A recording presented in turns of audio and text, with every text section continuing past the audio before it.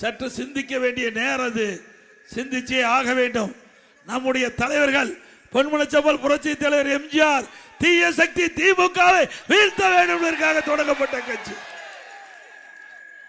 நம்ம கட்சியை வீழ்த்துறதுக்கு நம்ம கட்சியில ஒரு பி டீம் ஒரு ஆளை உருவாக்கி நமக்குள்ள ஒரு குழப்பத்தை உண்டாக்கி இந்த கட்சியை முடக்க வேணும். அதுதான் திரு ஸ்டாலினுடைய திட்டம். ஆனா நம்முடைய தலைவர்கள் மேலே பார்த்து கொண்டிருக்கிறார்கள்.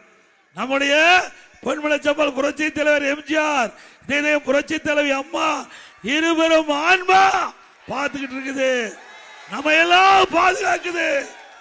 அண்ணா திமுக என்ற பேர் இயக்கத்தை இரண்டு ஆத்மாக்களும் பாதுகாத்துக் கொண்டிருக்கிறது. ஸ்டாலின் அவர்களே, மறந்து விடாதீர்கள், மறந்து விடாதீர்கள். ஸ்டாலின் அவர்களே, எங்க இயக்கத்தை அழிக்க நின்றவர்கள் அழிந்து போவார்கள்.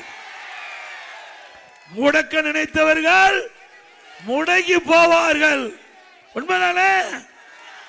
இது அண்ணா திமுக கட்சி உயிரோட்டம் உள்ள கட்சி. எந்த கொம்பனாலும் தொண்டனை கூட தொட்டு பார்க்க முடியாது. முடியுமா?